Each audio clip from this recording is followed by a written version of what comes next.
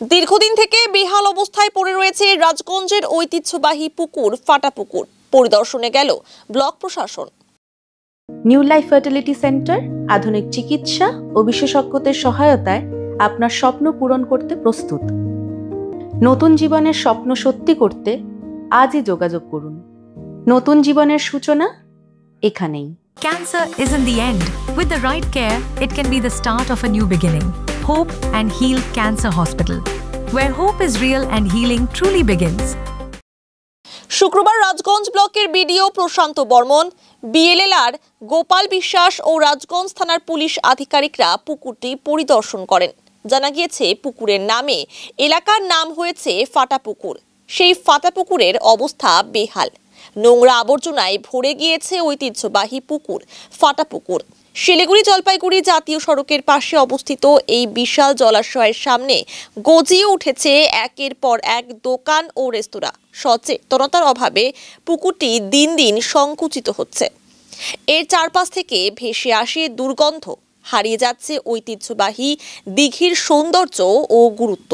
এই বিষয়ে রাজগঞ্জের বিডিও প্রশান্ত বর্মন বলেন, ফাটা পুকুর হলো রাজগঞ্জের একটি ঐতিহ্যবাহী পুকুর। আমরা ব্লক প্রশাসনের পক্ষ থেকে এটি পরিদর্শন করলাম। পুকুরটির আয়তন প্রায় 10 বিঘা। কিভাবে এটিকে আবার আকর্ষণীয় রূপে ফিরিয়ে আনা যায় সে বিষয়ে পর্যটন দপ্তরকে জানানো হবে।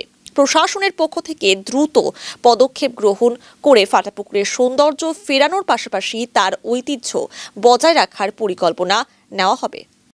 রাজগঞ্জ ব্লকের ফাটা পুকুর এরিয়া, এখানে যে পুকুর আছে এটা আমাদের গভর্নমেন্টের ল্যান্ড রয়েছে, রাজ্য সরকারের।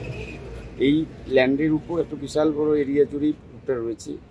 আনুমানিক বিএলও সব বলতে পারেন কত বিঘা হবে? মোটামুটি ধরুন অ্যাপ্রক্সলি 10 বিঘা আছে, এরকম আইডিয়া করা যাচ্ছে।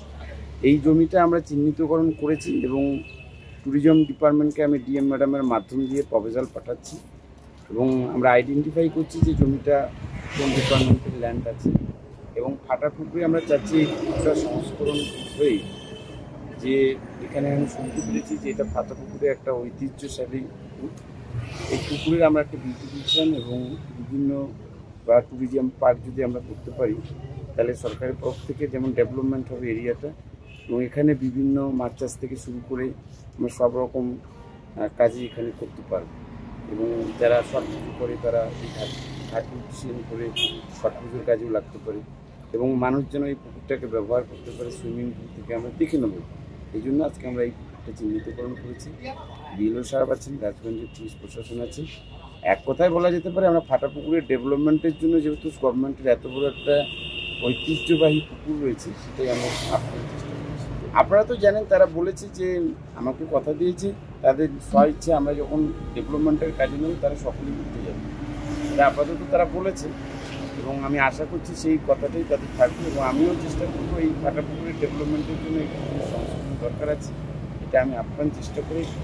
ডিএম ম্যাডামের সঙ্গে কথা বলে এবং এসডিও স্যারের সঙ্গে কথা বলে আমরা প্রপোজাল করব।